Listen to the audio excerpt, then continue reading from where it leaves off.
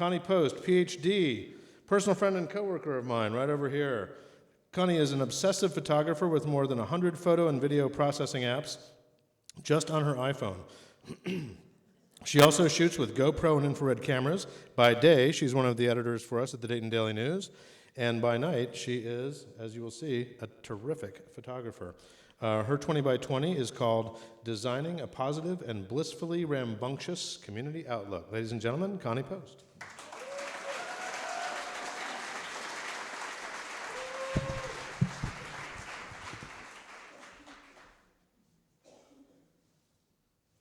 What we see depends mainly on what we look for.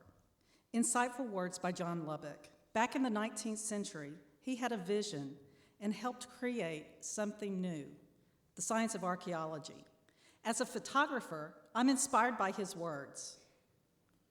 I'm also inspired by what Matisse said. There are always flowers for those who want to see them. Matisse used color in rambunctious ways in his paintings. I live downtown, and I want to show you the positive, rowdy flowers that I live among. Let's start on top of the KeyBank Tower. This is a GoPro image right before I rappelled to support Big Brothers Big Sisters, almost 400 feet above the ground. One of the keys to having a positive community is stepping out of our comfort zone. And we get there by doing little things, something as simple as saying hello and sharing a smile. Smiling is a universal sign of happiness.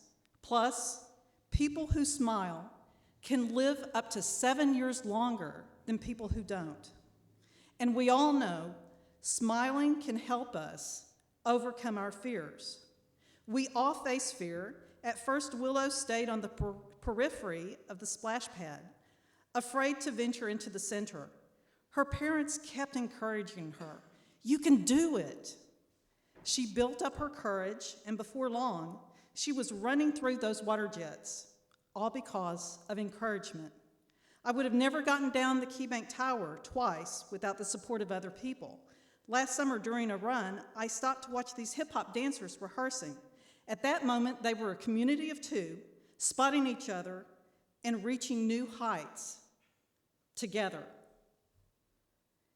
It's wonderful to be part of a vibrant community, to have a place to kick up our heels, a place to just chill out and enjoy each other's company. Bask in the glow of beauty and warmth, like these ladies enjoying the view of the river. Remember that polar vortex we had last year?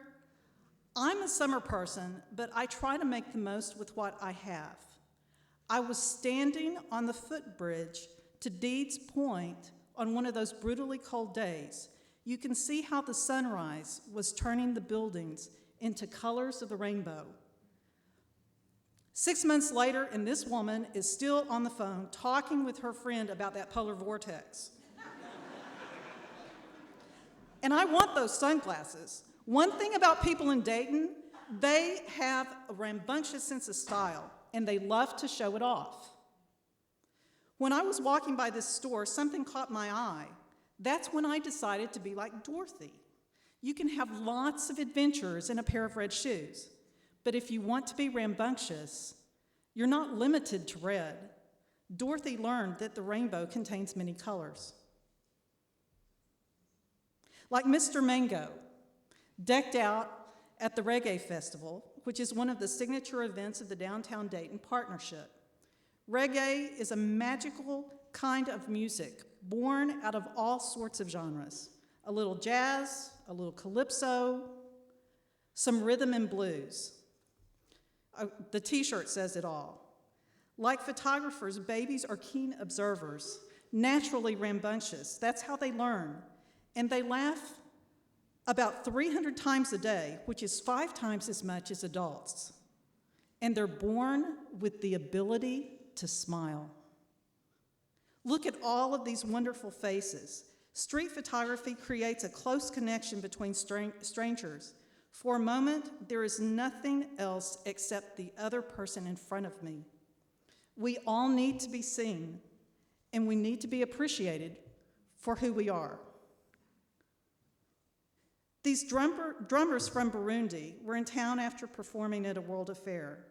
The community of African immigrants in Dayton is amazing and kind and generous. They sing beautiful songs as they work together, very mellow and also a little rambunctious. But the award for the rowdiest people in Dayton goes to beer drinkers. They love posing for the camera, especially when they're drinking lots of beer. But we all know that too much of a good thing can lead to bad things, like this pano shot. I tried to stitch together too many photos, and this was the result. Mistakes happen, and I've come to realize that they can teach me to see things in a new, meaningful way. If this had been the 1913 flood, we would all be underwater. And putting my iPhone in the water for the first time was about as scary as rappelling off of the Key Bank Tower. Besides learning from mistakes, I've also learned to take chances, to trust life, and to be on the lookout for good things, like this pano shot. I was out for an early run, and the sun had just come up. The light hit the mist from the fountain to create rainbows. What we see depends mainly on what we look for. There are rainbows all around us. It's up to us to use our vision to see them. And we can always create our own, like this young lady at Riverscape. So why don't we use our colored chalk and crayons and iPhone apps and color the world the way we imagine it can be? Imagination, looking at the past, looking for flowers, going out on a ledge, a simple hello, encouragement, finding what's adorable, drinking it all in, learning from mistakes. That's how we continue building on a positive and blissfully rambunctious community. There's no place like home. Thank you.